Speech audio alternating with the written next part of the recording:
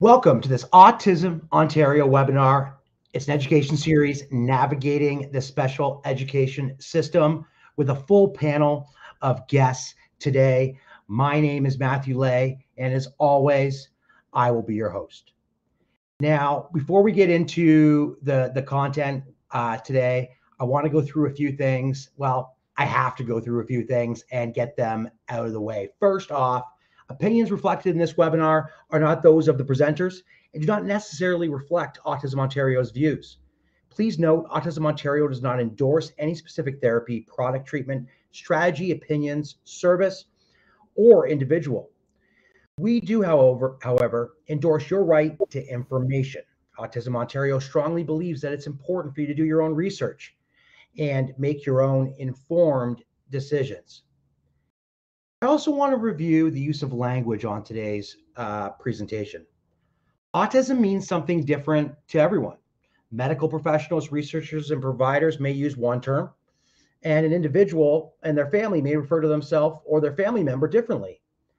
The different terms you'll hear used to describe autism are either person-first perspective, person with autism, or identity-first label, autistic person. Person-first language reflects the idea that autism can be separated from the person and doesn't define them, similar to phrases such as living with autism. While identity-first language reflects the belief that being autistic is an important part of a person's identity and cannot be separated. To respect both these preferences, we will be using both terms interchangeably throughout the webinar and will reflect any label that you personally choose to use as well. More information about Autism Ontario's language statement can be found in our resource section. A reminder that during this presentation, we cannot answer specific questions pertaining to your individual child or an individual with whom you may work or know. We will be discussing general strategies and/or activities that we'll talk about where you may find additional information and other professionals who may be helpful to consult and follow up. Please note that services and supports available and processes to access them can vary between boards and schools. To find out more information about services and supports available at your school or within your board, start by contacting the school's principal or special education resource teacher directly. Use the Find Your School Board School Authority link in the resource section and find contact information for your local school board. Okay, now with that out of the way, just a couple more things. We have a jam-packed session today with a very distinguished panel. Part of my job is going to be to help get you answers to your questions. There's an ask question box right on the webinar console. So please submit your questions at any time. They'll come in. We'll filter them through to our panelists. Now, there's way too many of you and way too many questions submitted already to answer everything within 1 hour. And so questions that are not responded to, we will do our best to get answers back to you post-webinar. You will hear us, I've already done it a couple times, but you will hear us reference the resource center. There's a resource component, again, on the console where you can download or access these links. We recommend you check that out before leaving or when we comment upon it. And finally, if you have any issues, you can click on the help icon and you will get some help. So on today's webinar, we're going to be talking about positive advocacy, how to advocate, education rights, what are your rights, and effective communication amongst many other things. And so now what I'd like to do is I'd like to bring my panelists out. Hey, everybody, thanks so much for bearing with me as I go through that introduction. Before we get started, I didn't want to take up too much more time with intros. So if we could possibly introduce yourself, tell us a little bit about what brings you to our panel today. We'll go with Lynn first, followed by Tanya, and then Ray. Lynn, please go ahead. Thanks, Matt. It's my pleasure to be here with everyone today. First, I would say I'm a parent for the last 47 years and started my role in advocacy due to my son's learning and medical needs. From there, I assisted many families over the years in helping them navigate the system. I have sat on many task force committees locally, nationally, and internationally. to create policy change in the world of disabilities. And I started my journey 47 years ago. I think that's all you need to know at this point. Thanks. Very good. 47 years. That is a lot of experience. Tanya? Oh, we got you muted there, Tanya. Although we are seeing that you're not muted on the system, I'm going to go ahead and ask Ray to introduce himself while we sort out what happened before between our pre-call here. Sure. Thanks, Matt. My name is Nilanjan Ray. I'm a parent of kids who has the autism spectrum, and I am a banker by profession, but I have been working with my kids as well as friends and family and other kids who have spectrum or similar neurodiversity issues. And I found that there is a lot of information gap, and there is a lot of support that it's required, particularly given that there are a lot of new immigrant families in the region, like myself, who find it difficult to navigate the system in a new country. So I am happy to be here and provide as much information as I can that I have found to be useful, and I hope to be useful to the attendees to the webinar. Excellent. And that is definitely both lived experience and a lot of experience. It looks like something has changed within Tanya's setup. Remember, Tanya, if you go ahead and click on the wheel icon on the top of your console, it'll allow you to select the appropriate. And we've lost her there. Okay, so what I'm going to do now is, while we wait for Tanya to kind of step in, is I want to ask the very broad question about, what is it? Why is this important that we're talking about it today? What brings us to this topic at the moment? Ray, Lynn, either of you got insight into that? Sure. I mean, the bottom line is I wish someone 47 years ago had asked me that question. Why do we need to talk about advocating in a school system, or whether it's a school system or a health system? Because I do believe that parents know their children better than anyone, but they can't do it alone. They need the expertise of people within the education system to help them ensure that their child's needs be met. And I'll turn it over to Raj, if you want to say something. So the way I kind of see it is that most of the time of the day, the kids spend in school, and what happens in school, how that experience impacts them, have a significant impact on the child's development, particularly for kids who are on the autism spectrum. That experience can lead to a very positive, development, as well as can impact extremely negatively if the settings, if the school services, if the support they get are not what they need. And there are issues that can come up as the kid grows up. I myself have seen, some of these issues happening. Getting the right placement, getting the right information to decide how to advocate for a placement are all extremely important. So I am also the Autism Ontario representative on the Special Education Advisory Committee of the Peel District School Board starting September this year. And I hope that a lot of information we share here will be useful to parents like mine, something that I myself had navigated without the access to a lot of info that I have now when I started this journey back in 2016 here in Canada. Excellent. Tanya, you're back. Can we get a few words from you? Yes, can you hear me okay, Matt? I hear you perfectly. So you got two big questions that we have to answer. Who are you? What brings you to our desk today? Followed by, why do you think this is an important topic that we discuss? Thank you. And who am I? Well, that's always a big question. So I'm part of the Autism Ontario staff team. I'm with the training education as a subject matter expert. But what really brought me here is I'm a mom. To two autistic teens. They're my stepsons. And so when they came into my life, I knew nothing about boys. I knew nothing about autism. And it was a really big learning curve. my journey with special education started about 20 years ago when I went back to school after sustaining a brain injury. And then so I had to learn the system myself, how to support and navigate. And then I supported other students going through it. And I worked for years supporting adults with disabilities to support their own children, whether they were neurotypical or neurodiverse. And then now I continued with Autism Ontario, and it's sort of come full circle because Autism Ontario was my very first door that I knocked on when my boys came into my life. And so now I'm actually facilitating sessions that I went to when I first started. So I think that's really wonderful. Yeah, it's very excellent.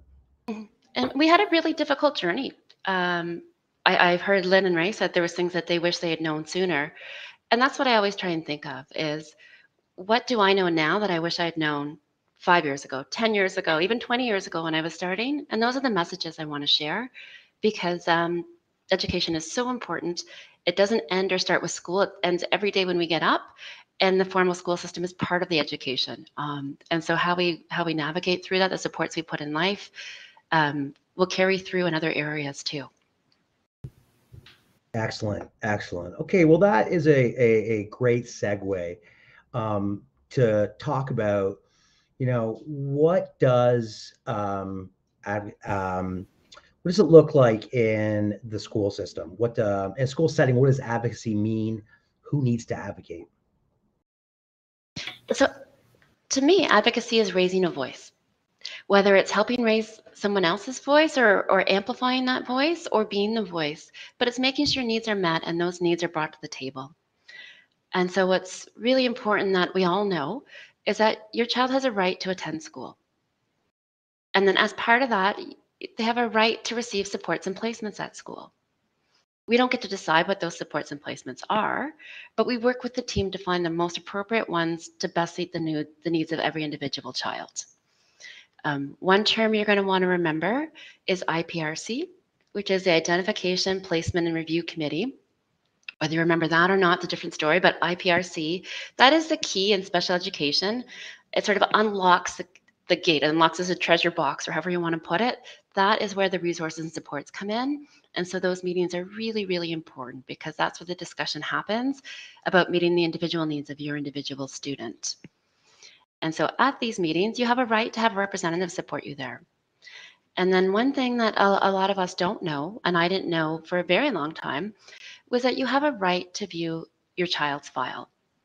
And so if you want to see what's in there, when I first did it, I found reports that I'm a stepmom, so I came a bit later in life, but I found reports that I hadn't seen before that were actually quite helpful to have as part of our own records.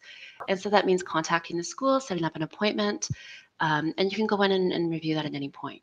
So those 5 rights are ones that I want you to remember. It's not, no one's doing you a favor, you're entitled to that.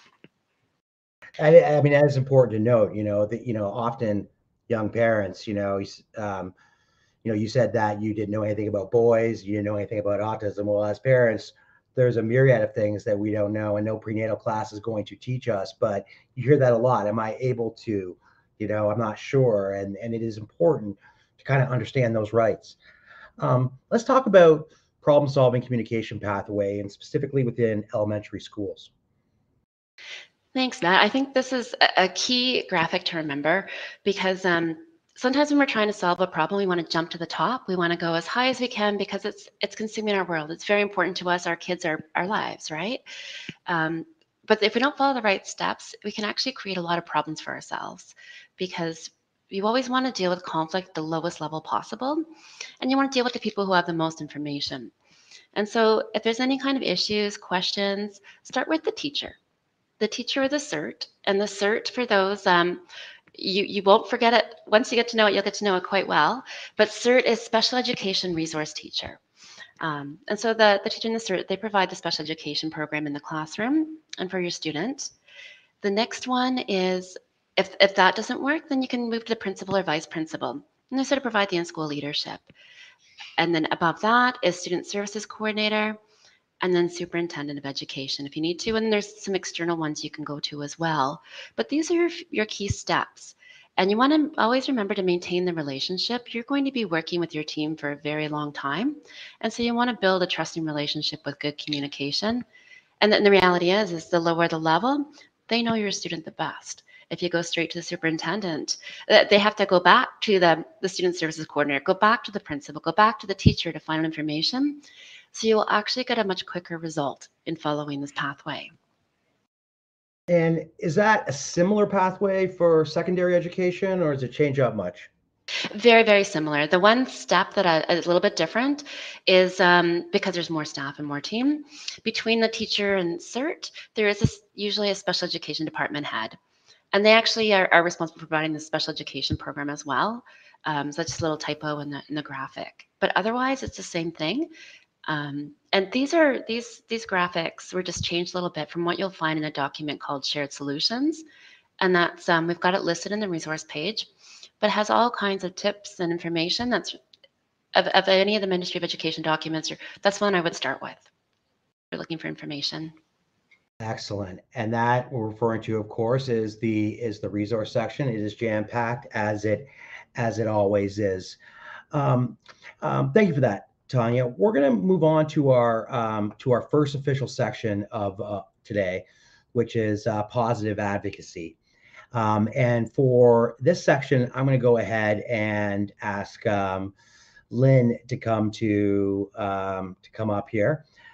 Lynn, I'm going to go ahead and also allow you to go ahead and move through your slides. If you need any help throughout, I will be here. So, and I've now given you that control. So Lynn, always thinking about it in the school setting, right? What does positive advocacy in the school setting mean to you, mean in general? Another good question, because so often when we're concerned about a challenge or an issue with our child, we want to fix it, we want to fix it fast. But how we go about it is really, really crucial. So I always say, advocacy is about securing and protecting and advancing the rights of yourself or others. And in this case, for me, it started off with my own son. I learned very quickly that you get a lot more with honey than I am with vinegar. And that it really was important that if I was going to be an advocate for my child, I was also role modeling for him how to behave when you're dealing with conflict. So as Tanya talked about earlier, autistic people have rights. The system has enacted legislation and regulations to support the needs of children and youth and adults on the autism spectrum. And I've had the privilege over the years to work on some of those policy changes. And that's what happens when you're an effective advocate. You can create the change. And for a parent, you can create the change right up front if you cooperate and not cooperate perhaps as much as work with the system. All programs and services must be in compliance with the current legislation.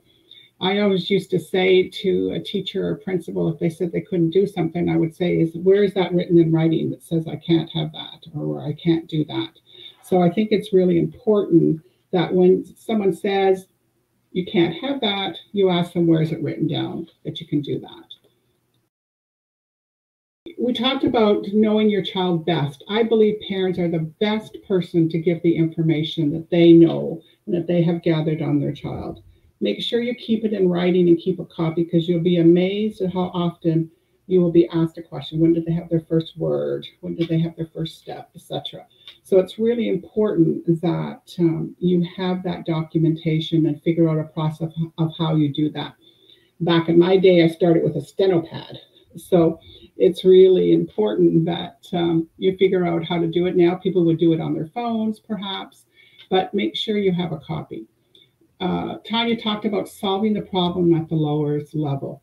I believe this so much, because so often what happens is, and I think Tanya said, you go from the teacher and you go to the superintendent, or you go from the teacher to the Minister of Education, and it delays everything about what's going to happen. And so it's really important to start at that lowest level. What I tended to do if I was talking to a teacher and felt that there was an impasse, I would say to the teacher, we seem to be having a different opinion about where we should be going next.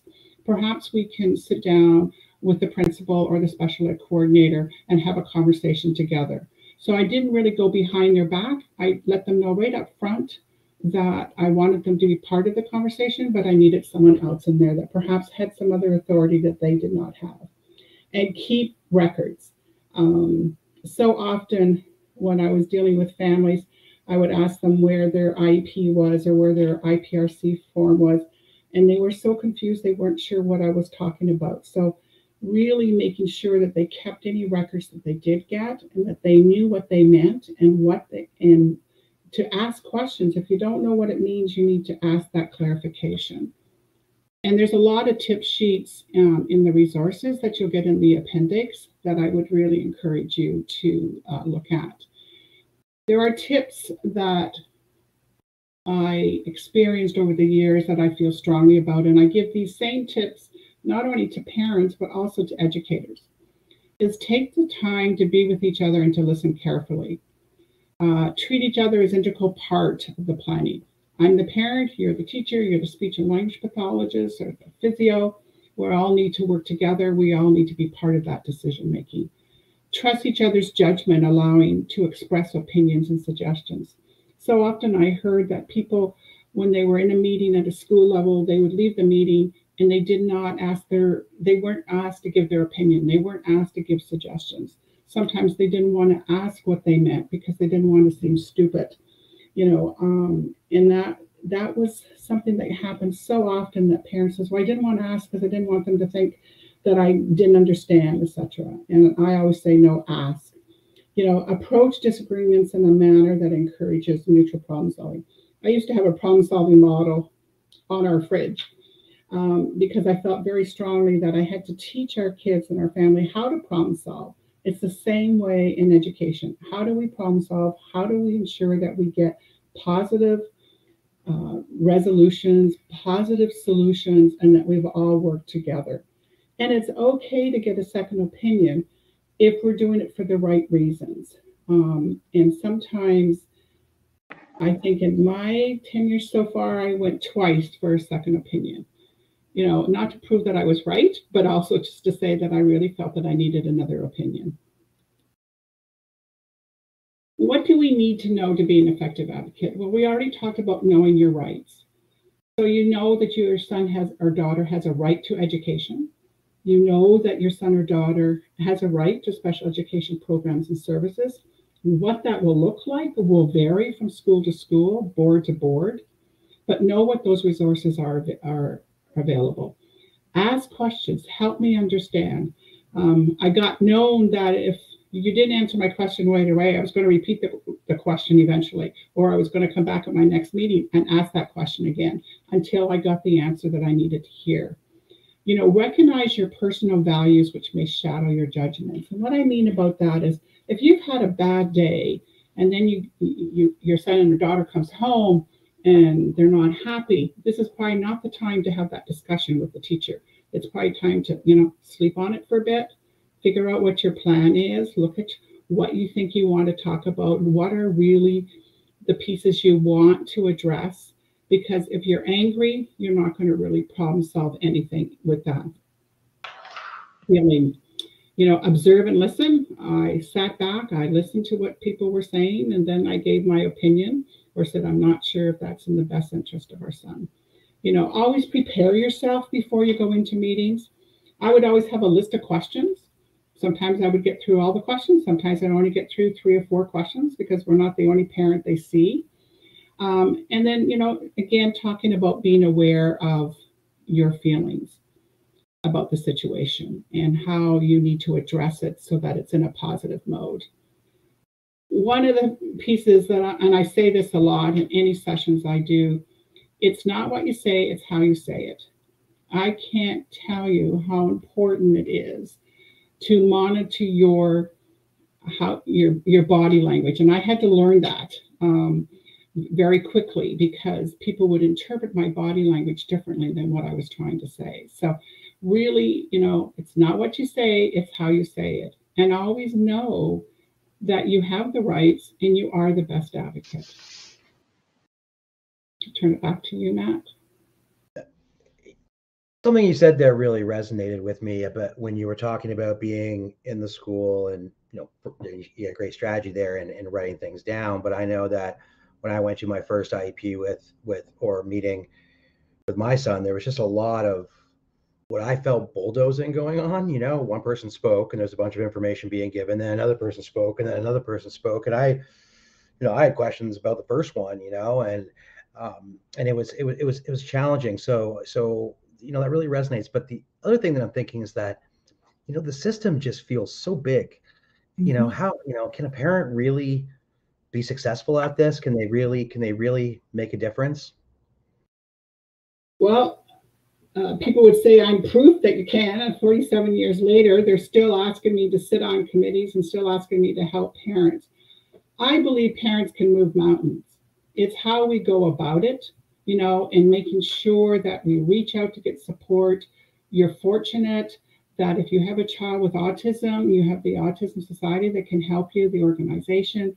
There are a lot more resources out there. But I do believe that if everyone remembers that you're there for the child, no matter what the IEP meeting is or the IPRC meeting, and sometimes you need to bring them back. There could be 8 people in the room, and if you don't know who those 8 people are, you stop the meeting and say, hold it here.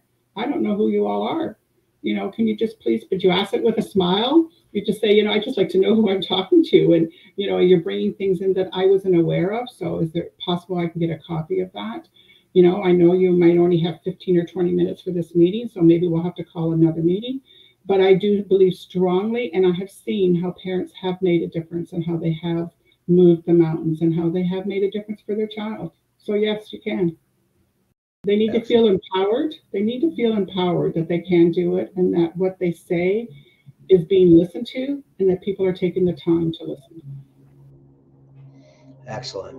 A lot of really insightful stuff there. Now what we're going to do is we're going to move to some audience questions. And in doing so, I missed the question that I was going to say here. I apologize. So maybe what we can start with is how crucial are the IPRC meeting in terms of parent attendance? I've always been told that it's more of a formality, but what can I do as an advocate for my child during those sections? I'll put it out to the group. Any of you can jump in with your thoughts on that one. I think it's incredibly important. I will never turn one down because I like having a touch point. So I think the only reason that I wouldn't have an IPRC meeting myself with my children would be if I felt like all the supports were in place, like everything was going great, there are no changes that need to be met, I've got great communication with the school.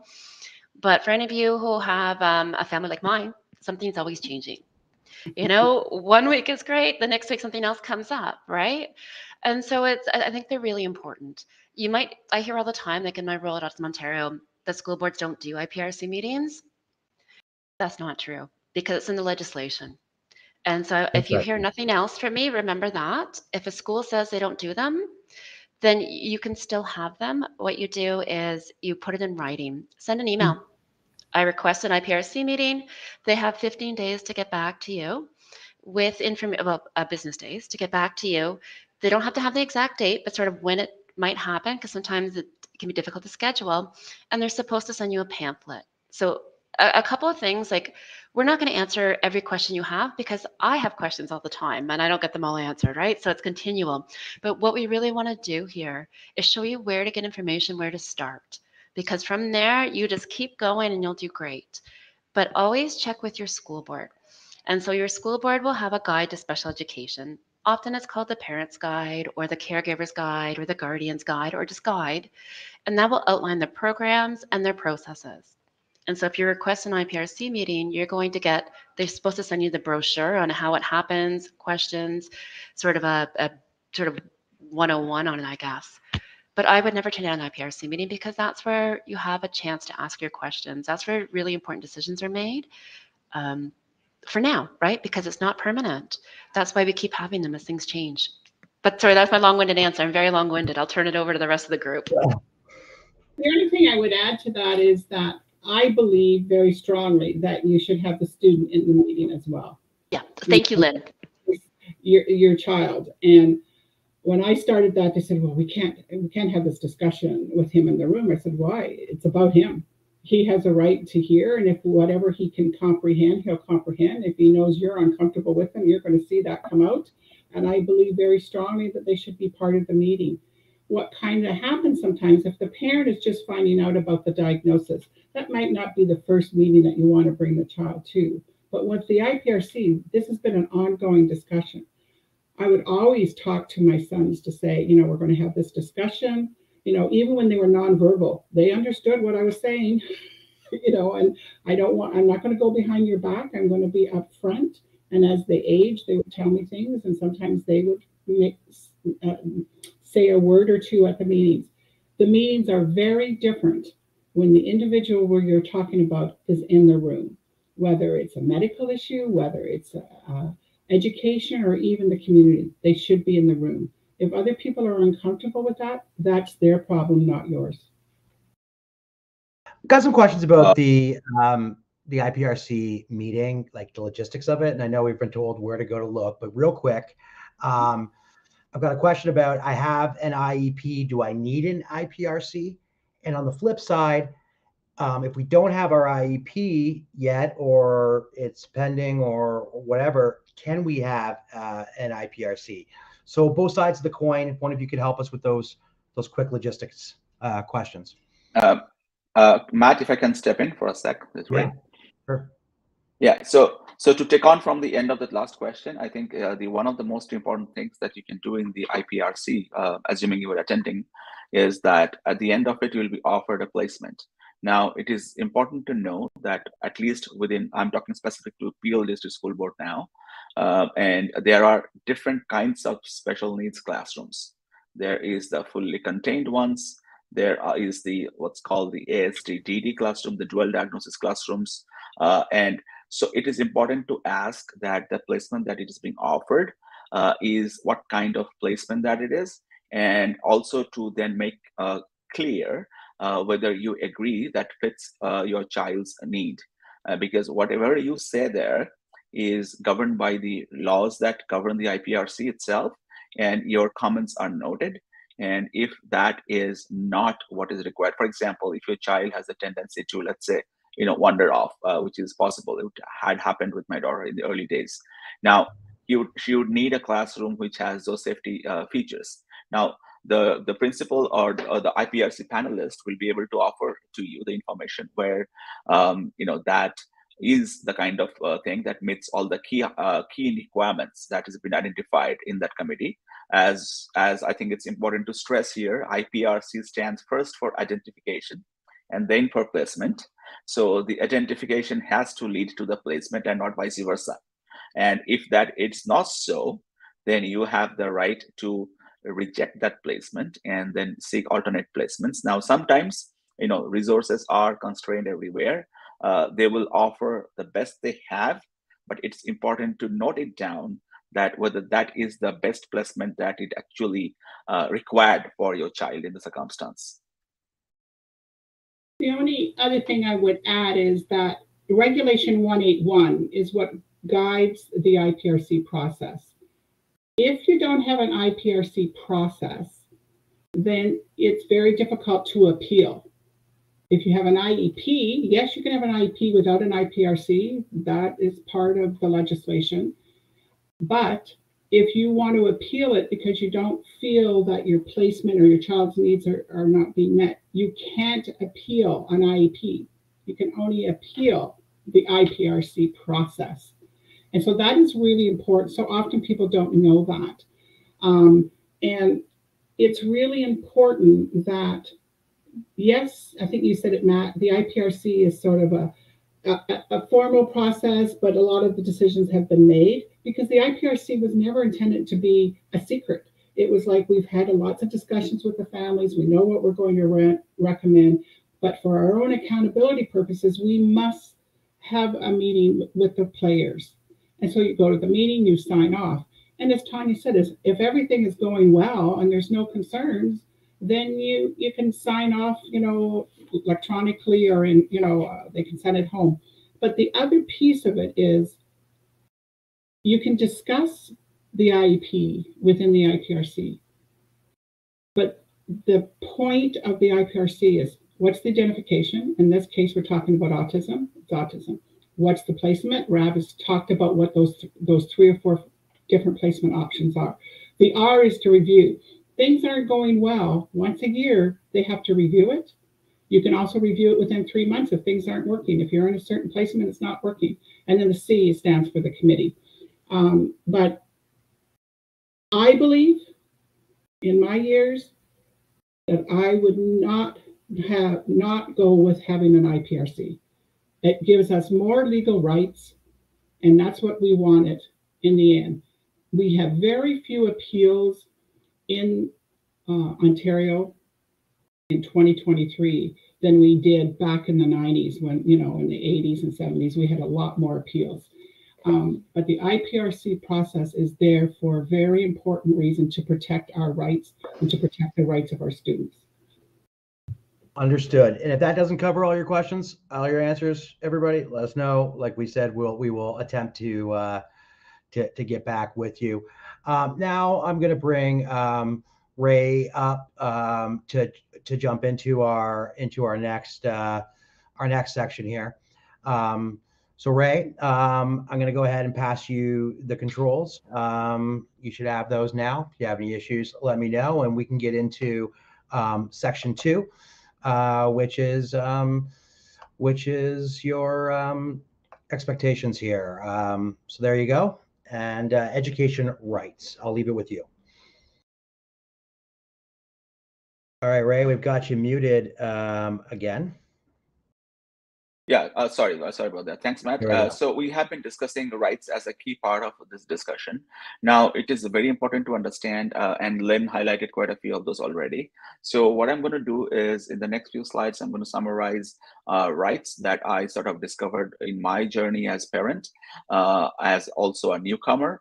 And then I worked with the school boards to discover those rights. A lot of those came out of actually my discussion with the school principal and the support teachers. Once I was pointed out to the right resources, I was able to figure out what are the things that I have an access to, and what are the things I should kind of use to the best of my requirements to support my kids. So the first is that, just to kind of a bit of legal background, this is the bill that Lynn also mentioned. The bill requires that it's the responsibility of school boards to support education for all, and that includes the special education programs and services for exceptional people. I think it's important to understand here that when we say special education programs and exceptional peoples, it doesn't only mean the kids who are on the autism spectrum.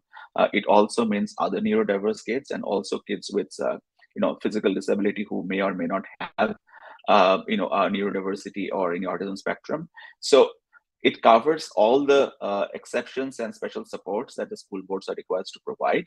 And one of the things you will notice is that the school principal will sign at the end of the IEP, and that makes it a legally binding document.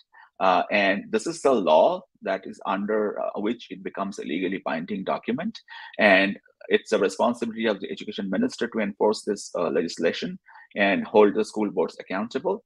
However, when your school's principal is signing on that IEP document, that makes it the legally binding document under this Education Act, and then further on towards the IPRC documents, and so on and so forth.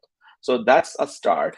And going on to the key rights that are extremely important for the a child's journey. First and foremost is the IPRC referral.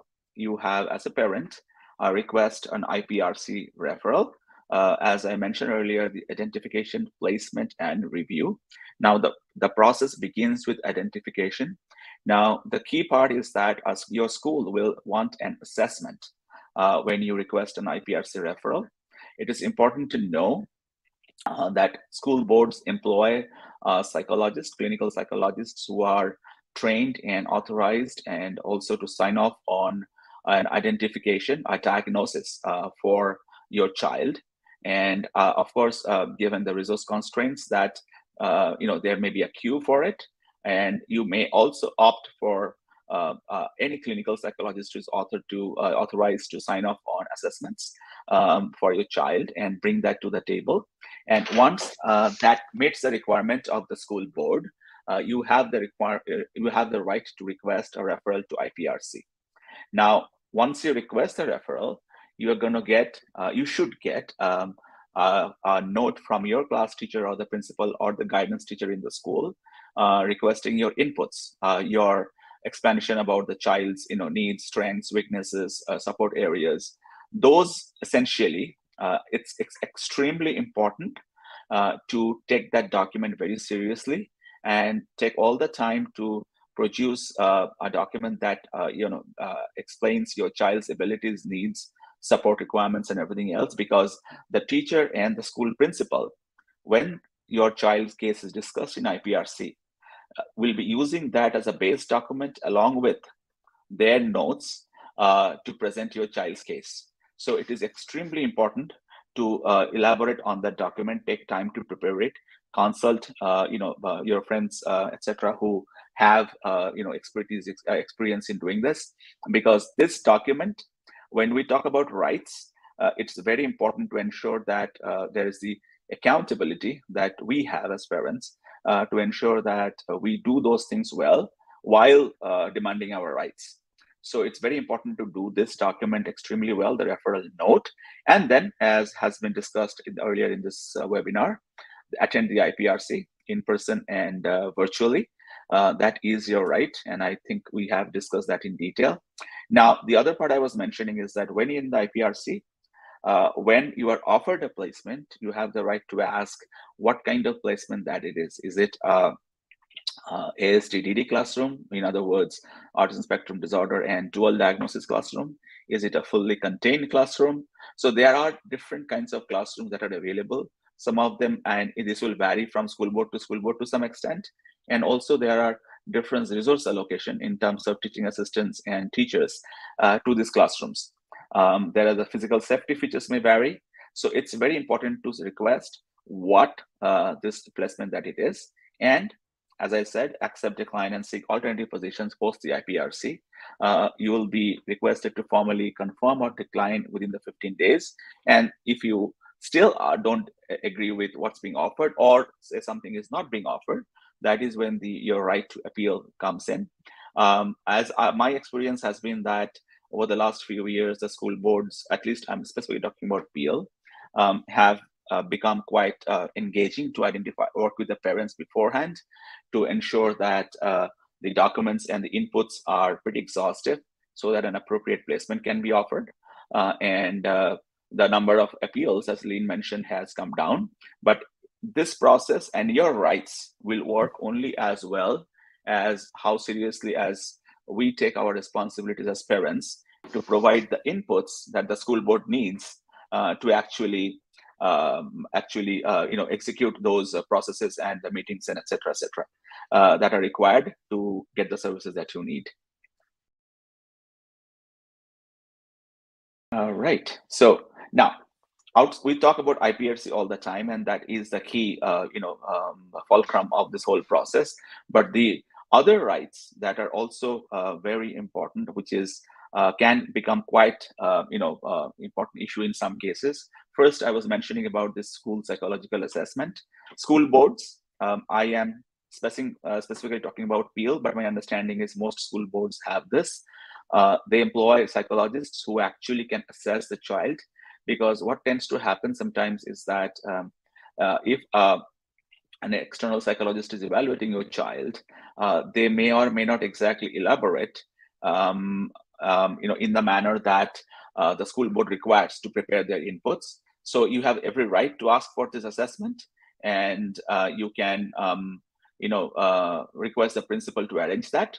There may be a queue, but you have that right, and you don't need to necessarily engage a privately a psychologist to do this. Then the IEP. IEP is right within the school itself. And there is also some boards, I would say most boards have something called an in-school review committee, which is within the school. The principal and a couple of other teachers who are engaged in the process can decide to offer you IEP based on your request. You have the right to request that. And once exceptionality is identified and supported, you have the right to ensure that the IEP is followed. And that is usually done through the ISRC or the in-school review committee.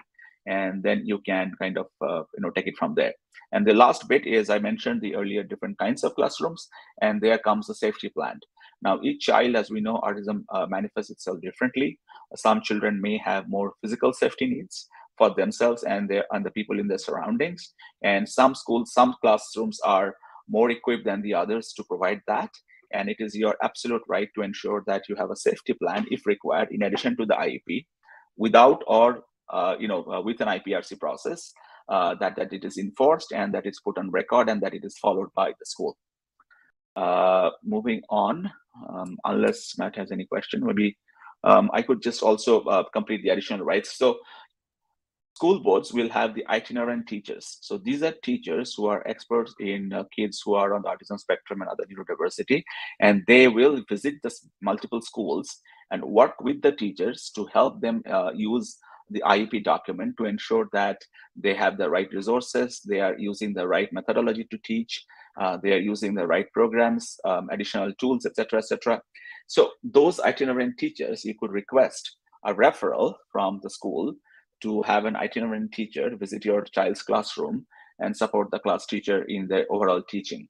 Similarly, school boards also either employ directly or work with agencies like Erinok in PL, have occupational therapists and the speech and language pathologist who visit multiple classrooms and work with the teacher as well as the child to identify the needs, offer the services that are required as per the IEP, order and recommend specialized equipments that can be very useful in that classroom for the child, and including but not limited to the iPad or a Chromebook, and also that leads to the what's known as the AAC devices, which is the augmentative and alternative communication devices, particularly for children who are nonverbal, and those require the school board SLPs to essentially work with the agency in the region to be able to do that. There are government programs which fund those, but it requires your school board to make the referral to the SLP and the SLP to recommend that device for it to go forward to the agency and for you to take it from there. Finally, most school boards have summer programs. And the summer programs, there are specialized summer programs sometimes in many boards. I can talk of specifically for PL. For every summer, they have some programs which are specifically for kids in the autism classrooms, and it can be very useful for children to attend that. They are interesting content.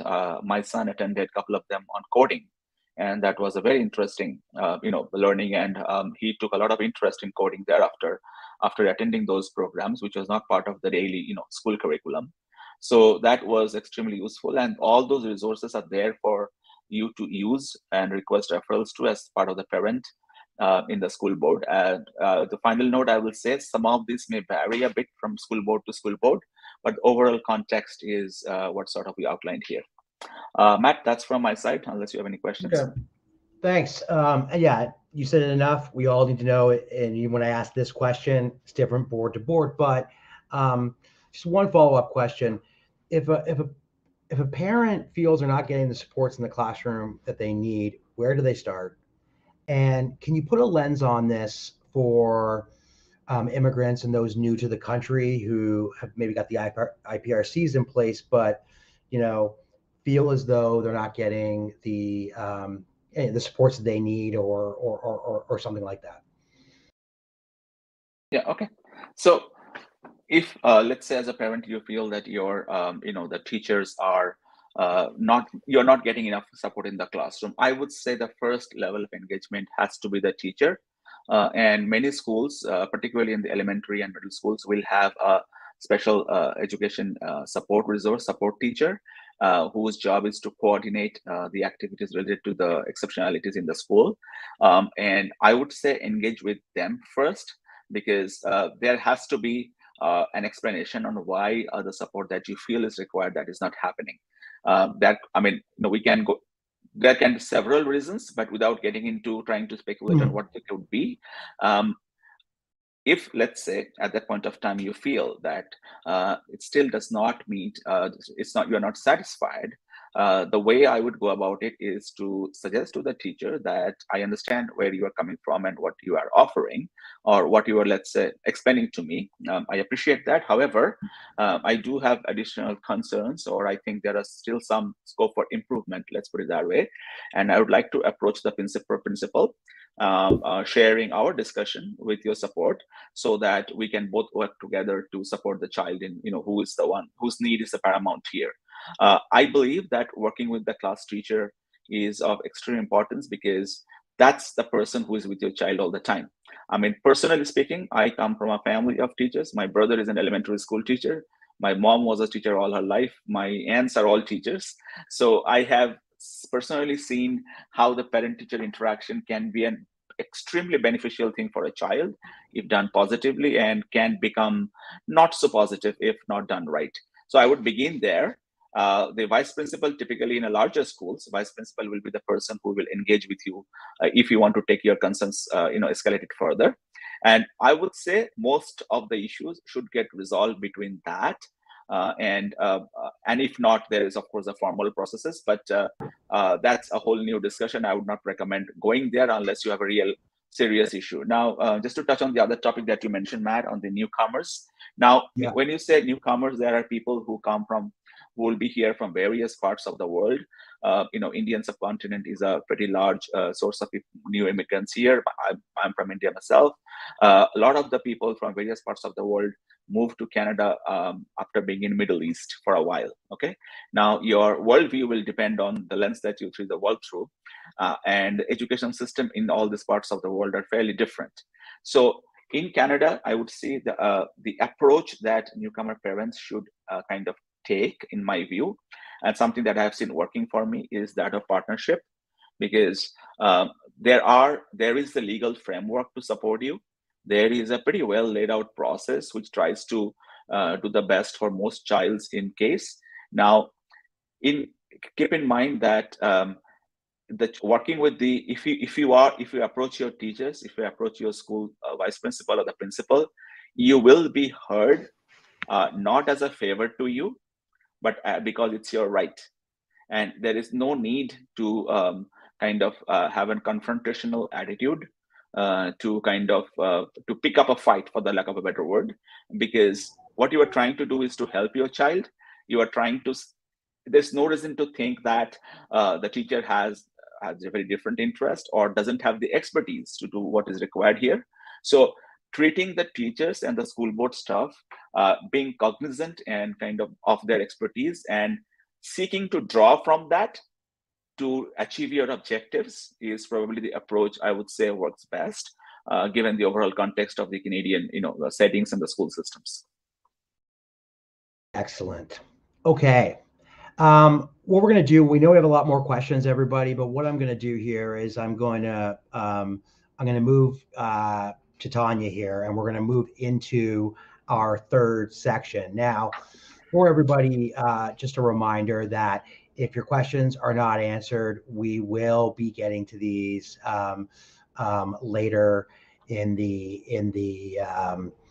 later on. We'll be looking to get back to you. Tanya, I'm just going to pass you the control so that you're able to go ahead and navigate those slides. And we're going to come back after this, and we'll look to answer as many questions as we can with the time we have left. We'll probably go a little over today, I think. Go ahead, Tanya. Thank you, Matt. And for anyone who's looking for more information on a specific topic, please put in your comments in the review. Because we're just starting to look at how we want to develop this series, so your input's really important. So if there's more information you're looking for, let us know and we can look at what we can develop. So I'm going to go through this quickly because you have access to these slides. And I just want to keep a few points. So when we were looking at developing this presentation, we wanted you to know sort of what your rights are, because if you don't know your rights, you can't access them. We want you to know the importance of building a team and useful communication tips, because that's going to be the how you get it done. And what's really important is remember that you want the school team to be engaged with your child. I always look at my role as an advocate is to get them engaged, to get them invested, so they care the way I care, and they do. But sometimes to care, not to, so I'm using the wrong word, not to care, but to be invested, to be able effective in their own jobs, they need tools, and that tool is the information, the communication that I give. And I want us all to remember that our children are different in different environments. I had a very abrupt and blatant example of this. Is I have two stepsons with autism, very, very different, complete opposite, look like clones. So always confuses people.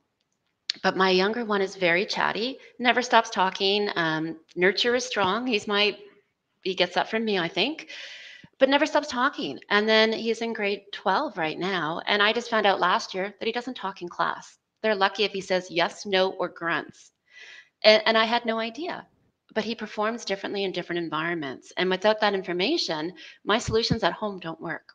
So we really have to communicate. Um, like they're your team. You want to not get invested in the issues you've had before, move through them and know that they are there on your side, but they're also dealing with a lot of things. So we're human. It's okay to say, like, I've had a bad day. If we snap at someone, like, I'm sorry, let's move forward, because you want strong communication skills. Because you need to have that. An example that we had recently was one of my sons, I won't say which one, but they had an issue with technology in class where they weren't listening, they weren't paying attention in class, they were actually watching videos completely unrelated. And I was really frustrated with why the school was letting this happen. Because to me, take it away, take off their headphones. But what I didn't realize is that the IEP from back when he was in grade 3, which is many, many years later, actually had headphones listed as a coping mechanism because he used to be so sensitive to sound. Now that had completely changed. And we just hadn't caught that. So we'd actually tied the school's hands. They couldn't take away the headphones. They really had to be careful of what they were doing because it was in as an accommodation and a support. And so that's why these meetings are so important, to be able to communicate, to talk back and forth, and to be able to solve together. You're going to find creative solutions that one team or one person won't think of themselves. It really needs to be a group discussion. And I am rushing through these because I really want to see if we can get some more questions in. And if nothing else, remember, it takes a village to raise our children. We all have different roles to play in different environments, and that's why we need to work as a team. What works for one student does not work for another student. And sometimes what works at a younger age doesn't work as an older age. So we constantly have to be reevaluating and looking at changes to make and interventions and what's working. And you get that information through communication with the team. And this is a quote that I really love. Dr. Rita Pearson, she has a wonderful TED Talk on children and champions. And it's every child deserves a champion, an adult who will never give up on them, who understands the power of connection and insists that they become the best that they can possibly be. And that's our job. As parents, as educators, as advocates, as we all play a role in that, let's all champion and let's share the tools and resources we have so that others can also use those tools and share that information, because it's going to change.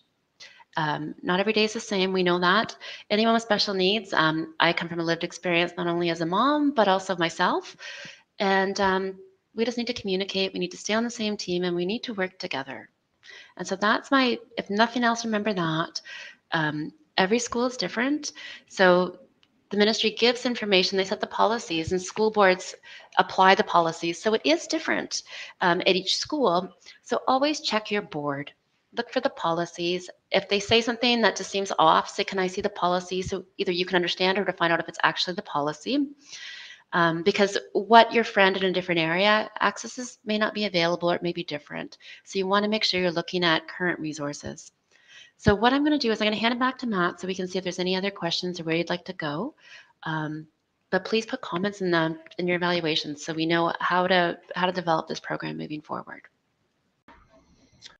Thank you so much. And to everybody who's out there, you can see that we've reached the magical, bewitching hour of 1 p.m., the end of our allotted time. We are going to go a little bit long today. So if you have to check out, a reminder, this will be recorded, available tomorrow on the Autism Ontario website. Tell your friends, family, and loved ones, anyone you'd see valuable. And before you go, check out the resource section. so many questions. There's so much that we have here, and there's a lot of kind of feedback. But I'm going to throw it over to each of you here, in that you've all been listening patiently as the others have discussed. Is there anything that we haven't covered today, or anything that you wanted to talk about, based around what you just heard? Lynn, we'll go back to you. Anything that you'd like to share with the audience before we step away?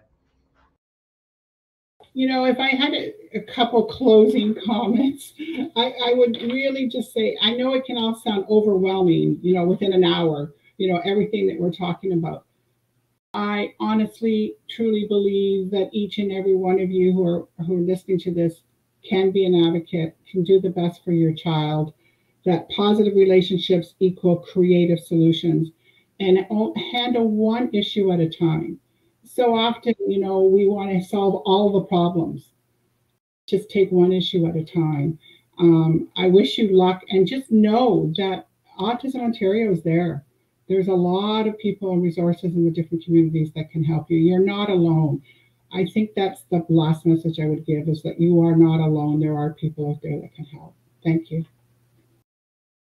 Yeah, and on that note about resources, a lot of people know, these webinars are resources, and there are people, if we go into, we talk about Lynn's opening about getting more with, I think it was honey than the other, or whatever it is. But positive advocacy is that, not all teachers, they should know all this stuff, but they don't know all this stuff, right? And so these things are a great learning place. We don't just have parents on here. We have educators, we have caregivers. There's a lot of people who need to learn, as this is an ever-changing world. Ray, is there something that you maybe didn't get to in your presentation, or a thought that you want to add there? Yeah, I think just a quick thing to add here, that a lot of the parents, and I'll cover the newcomer angle here. A lot of the parents who are moving to the country for the first time, the one common thing that I see from the people that I meet who are the newcomers, and I did this myself, is to looking for the best possible school. And I realized much later, and I actually probably even spoke to a vice principal of a Catholic school board, every person I knew. I toured a bunch of private schools myself, and for the first year, I actually put my daughter in a private school. Now, having done all that, I can say this, that what you do with the school, whichever your home school is much more important than trying to hunt for the online databases of school ratings when it comes to supporting your child, because the law is the same.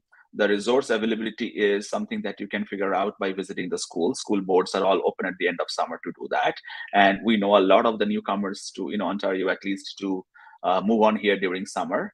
And if you approach even the welcome center the Peel District School Board has, you will be able to gather fairly easily what is the resources that each of the school board that you are choosing a place of residence has. And this search that most new immigrants go through to find the best possible school district, it's probably not the most useful scenario that you are, particularly when you are trying to pursue education for a child on spectrum. I've got some friends who are teachers who moved into the best school district they could, ended up teaching at the school and taking their kid out of it after the experience of teaching there. Very, very important. We have an educator who thanked us for her comments. They're on here to learn, and they learned a lot today. Tanya, before we left, you said you wanted to get a question, and make sure we got some questions answered. So before you give us a point that maybe was missed, I want to get an audience question answered here. Realistically, how likely is it that an IEP will be followed and applied when my child with special needs is in one class of 25 and there are 3 other special needs students in that classroom? Is your experience they're followed well? Do you have to remind the teachers? What are your thoughts on that, Tanya? My thoughts are, it really depends on how engaged you are. Just pay attention, talk to your child, monitor sort of how they feel, because nonverbal kids still talk to us, right? They're not speaking. And really just stay engaged with your school. because sometimes it's not the size always. It's the supports. There's a lot of different factors in there. And so it's not just the number of students or what the students have, but stay engaged. Look at how your child's doing. How are they coming home from school? You know, have communication with your teacher. Ask your teacher, how is the best way to communicate? How often should we communicate? Because sometimes you need more communication when things aren't going well. Other times you don't need as much, right? So just always be open. It's sort of like the non-answer answer, but it really is the best I can say. Yeah, you have to go back on sometimes on those call it core principles, right? You don't communicate at all with a teacher.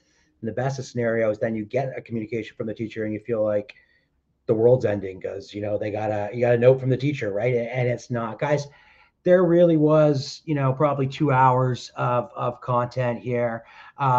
So I want to thank you all for the way that you were able to sort of navigate this. There was a lot to get through. We'll likely have follow-up questions for you and maybe even a follow-up session. It's often what happens when we start here with a panel. A reminder to our audience that the more people who come to these webinars, the more webinars like these we're able to put on.